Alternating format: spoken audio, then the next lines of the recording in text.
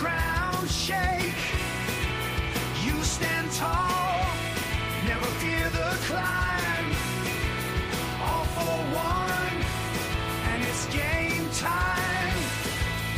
In the stands, hear the roaring crowds. Wearing colors, we're standing proud.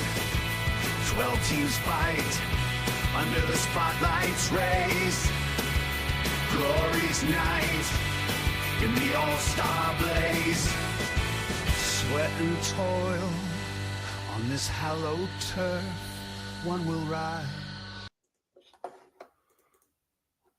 Good evening, All-Stars. How we doing? Hope you're all well. Just a couple of last little clicks to go. Hope everyone's good on this Friday evening for this little halfy week. The game loves to kind of chuck up these random kind of half fixtures. Hopefully with nobody being in the cup, it doesn't happen as often as it did last season. Certainly it looks that way. We've maybe got two and a bit more of these kind of poor ones to go. But these are the fixtures tonight. We've got Des Moines against the Dandies. Dandies with a massive chance to go 3 points clear tonight and put a bit of pressure on the Bisons, who have been very, very good all season. A local fire against Memphis Reigns. Rock's in a little bit of a rut. Dan certainly felt on Wednesday night that the game had decided to do a Gators to Rocks, and he does change things up tonight. Gators against Alcatraz. That'll be a decent little battle between those two sides who do struggle for goals but are defensively solid. And then Pelham against Vikings, which should be a slobber knockout, and in fact it is Pelham against Vikings that we are going to start with. Jens has a little bit of an injury crisis, not quite drivetrain or steam pigs level. Tomati's out for a week, Giggs is out for a fortnight, Mackay is out for a fortnight. Those two have been really instrumental. The only thing Jens needs next is for Jeremies to be injured, really. That's his kind of the spine of his team. So hopefully that doesn't happen. This is how they go. So just a couple of changes. Malbrand comes in for a debut, and we'll see how they get on. Over to Pelham. KD was loaded in before the save was uploaded. I think any team would struggle to be missing, especially that width from Giggs. He's just, and then Mackay in the AMC. He's probably been, I think, with Back and Ronaldinho and Robin, probably the best AMCs this whole iteration, I think, Scotty. I don't know what you would think. This is how KD goes. Montella and Morientes up top. Cole and Ortega on the wings. Interestingly, Joey Cole has been out for a little bit, I think about 5 or 6 weeks, but he's back now, and hopefully that creative spark on. Jens, I'm sorry, mate. We've got a ghost game. Apologies, Jens. That's a bit shit. And that's wrong. Henri was meant to be in AMC, and that means I've put the free roll on the wrong person. Sorry. Apologies to Rob, who I'm playing. Henri was meant to be in AMC. I'll move as quick as I can, Jens, as quick as I possibly can, bud, and we'll see. We'll see how we get on. This is how the Dandies go. Danny's against Des Moines. Rob isn't here, so we'll rattle through this one. The spine of the team stays the same. Davids is not quite fit yet, but will be back next game. Henri comes back into EMC, given a free roll in behind Crespo in an attempt to do something there. Rob was an as-is. Rob was a big fat as-is, so nothing from him. And we'll see how we get on. Oh, is it a penalty? No, it's declined 5 minutes in. Back Cafu with a header. Feels like a lot of pressure from Dandies here early doors, but Des Moines have been on a good run. Offside there, half a chance for the Des Moines Demons, but they don't pull it in the back of the net. A lot of fouls early doors. Crespo with a chance. Crespo with a double header, but gets it over the bar. Boya body check now. Des Moines Demons are absolutely smashing them. Crespo again with another goal. He's been in great form for the Dandies this season, but there is the clean sheet gone. Dandies have been so good at winning 1-0 and 2-0, but it won't be tonight. And Samuel goes into the book now. Des Moines certainly having a bit of pressure against the Dandies. And we see how they get on just before half time. Is anyone going to put them 2-1 up? They're not. A really competitive half that from Rob. Certainly looked as though the Des Moines Demons were probably having more than the text would suggest. Nothing standing out in terms of conditions. We'll have a quick look at how Dandies are looking. Stevie G on a yellow and a 6 is a little bit of a concern. We'll see what happens there. Baz Ferguson on a 6. He is available if anybody wants a pop with Ferguson. Do let me know. And we will go like that, as we usually do when we're chasing the win. We'll go to 60. And we'll see if anything happens. I'm all with a big chance and saved. Certainly feels as though, and it is, Pavel Brozek has put the Des Moines Demons, who did look much better than the stats would indicate, has put them 2-1 up at half time at 60 minutes. And Dandy's in just a little bit of trouble here. Really searching for something to happen. Not much on that bench, really, is there? We will go like that and stick 2 up top. We'll have a quick look at Des Moines. 6 for Pablo Aimar, but Pavel Brozek is having a great game, and so is Mario Yepes. And okay, Megahorse is a massive fan of Yepes, and we'll see if the Dandies can get back into it, or if the Des Moines are going to do what I don't think anybody else has done this season, is put 3 past the Dandies. Free kick. Can the Dandies get back into this, or will it be Des Moines who put it to bed? It is Des Moines. And what a result this is for the Des Moines Demons, as the Bison's manager Tato would be in the stands and probably look on with sheer delight. The Dandies miss a chance to go 3 points clear at the top. Now, having played a game more, and look at that from Des Moines from about 45 minutes onwards, absolutely dominant. Those attacking changes from the Dandies didn't have the effect. Pavel Brozek, man of the match performance. Congratulations, Rob. That is absolutely class. Over to Alcatraz against Gators here. The only change for Dan was Tony in for Constantino. He was being misfiring, and we'll see how they get on. And then the Gators were loaded in. No, they weren't loaded in. A couple of changes just for Dan, for Dim's back-to-back mistakes I've made there. Viali, Michielini, and Exteberia all injured, all suspended, and a couple of little changes to fill those gaps. Best of luck to both managers. We'll see how we get on. Oh, and Volodenkov puts Alcatraz 1-0 up at 30 minutes. The horse favourite. And there's 2. Tony rewarding the faith that his manager has showed in him. In for the Constantino, who really hasn't been a good Constantino this save. I can't remember who drafted him, but I think definitely wasn't played enough early on and suffered as a result. Gators only 2 shots, and Alcatraz 4 shots, 3 on target, looking really, really good. Over at the Gators, Magnus Hedman is on a 4, chucking them in at the moment. We'll see if Dimble's about, and if he is, we'll see what he wants to do there. And over to the Alcatraz, who look really in control. Certainly don't think Mega Horse has been 2-0 up at half time.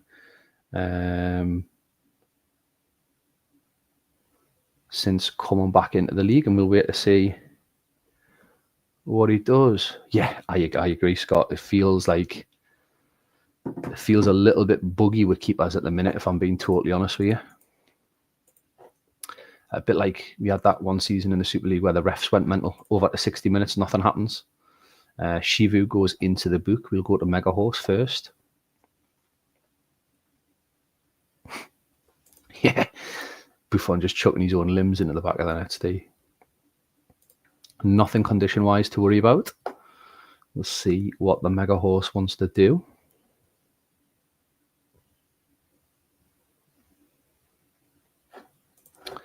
We haven't seen Dims about, but Hedman turns his 4 into a 5.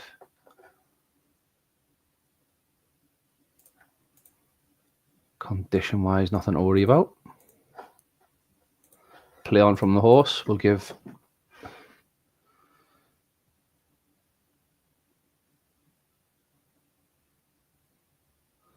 Dims a couple of seconds just in case he is around. And we'll take that as I'm not being and we'll roll until the full-time whistle. Really solid performance so far. And we get a full time, and the Alcatraz, probably horse's best win since coming back. 2-0 away performance, 2-0 away result. Man of the match performance from Juan Seba Veron, and a clean sheet. Well played. Over the El Loco Fire against the Memphis Rains, this is how the El Loco Fire go. There was just a slight change, which was Nahai Lechik on the bench for Fiore, otherwise as is. And then over to Rox, who was in really early. His team was actually loaded in before I'd loaded up the Twitter messages, which kind of tells us Dan must have set it up before the save got uploaded. That's what Rox has done tonight. And we'll see how the El Loco Fire get on.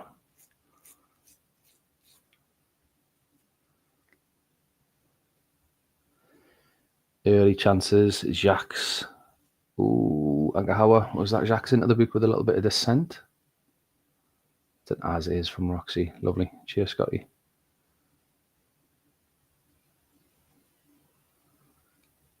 And we'll see who gets the breakthrough. Certainly feels as though El Loco Fire have had more of the play. However, with that 3 up top and 1 at the back, Memphis Rains are always good. And there is Kieran Dyer, who I think is imminently out the door. He backs up 3 assists last game with now a goal. And Scott will be kicking himself that that's happening. Kufre goes into the book. And El Loco Fire have 5 shots with 3 on target. We'll see what Scott wants to do, although I maybe think other than potentially Makoko for Jacks, but he's not going to do that, is he? We'll see what Scotty wants to do. Nothing condition-wise to worry about. What about the Memphis Rains? And we'll see what he wants to do.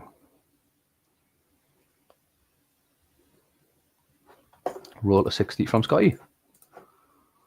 And we'll get there as quick as we can. Vieri misses the target from outside the area. Can they get the second big save from the Memphis Rains keeper?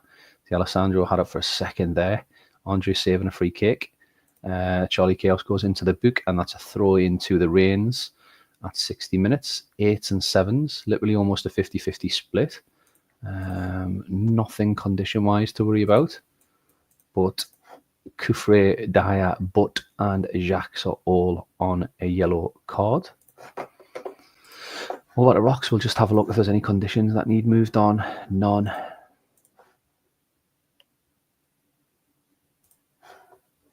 And we'll see what Scotty wants to do.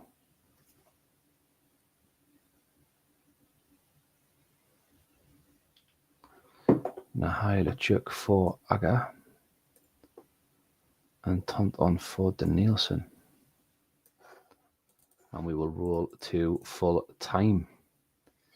See if a logo can get them over the line. Where would this put a logo? 29-11 behind Dandies, given that Dandies have just been beat off the Demons. Not out of that top place finish yet. And we'll see what happens here. And there is a second goal. Nahilichuk on his debut kills the game. I'm not sure if I've seen that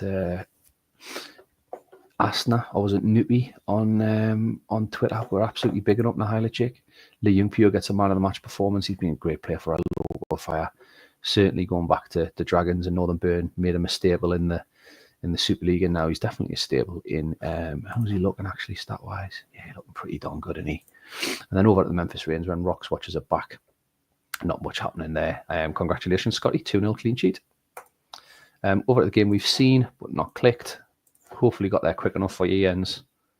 Under 15 minutes to get there, to be honest with you, mate. So best of luck to both. Vikings again with a chance to kind of close the gap here on the Dandies, given that they've just been beat. Pelham's form have been a little bit patchy, but yeah, they're always capable of stringing a series of wins together. And it is Amoroso with his first goal for Pelham. And there is 2. Morientes puts Pelham 2-0 up. It's been all Pelham, to be honest. And we half expected it with Giggs and Mackay out. But there's still enough in this Vikings side to get back into it if they can get a goal before half time.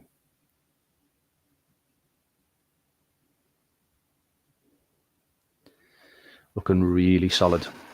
Big save from Wright just before half time. Vikings, I actually reckon, have had more of the chances, but it felt very, very Pelham heavy. 8 for Vesterveld, Morientes, Joe Cole, Moroso, Vogel, and Baldini. Looks really, really solid, that from Kitchen Dan. And then again, another keeper chucking them in tonight. Richard Wright with a big save before half time, but prior to that, kind of gives you an indication that he's not done well. And yeah, he's having a bit of a keeper crisis as he ends. Yeah. Scotty did call it and say he thinks keepers have been particularly bad.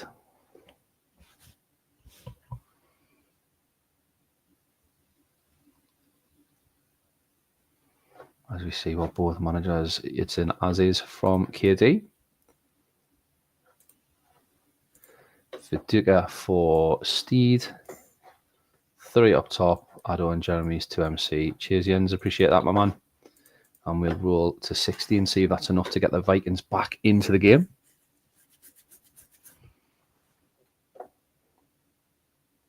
And it is enough to get the Vikings back into the game. On 48 minutes, they get back to 2-1.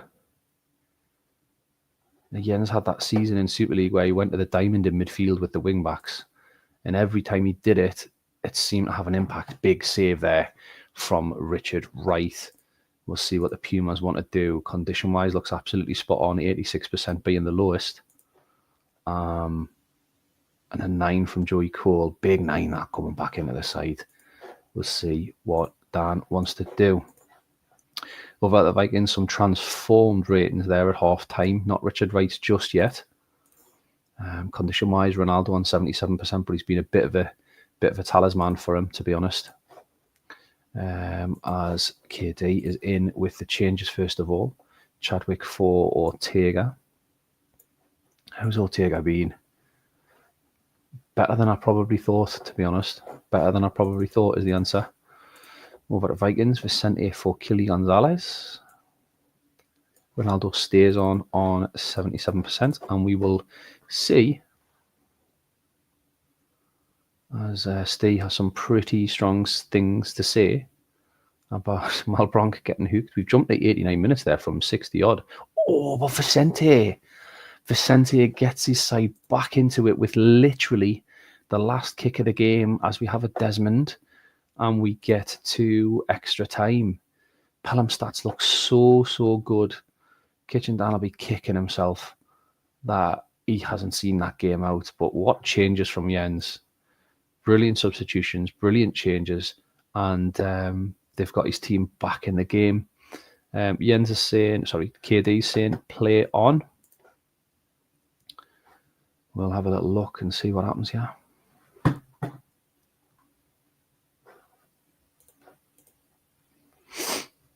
As is from Jens, both managers think they've got the best 11 out on the pitch, or certainly the 11 that's most equipped to getting the result. Does feel a little bit ominous every time the Vikings come forward at the minute with that 3 up top. Half time and extra time. Vikings really putting on the pressure here.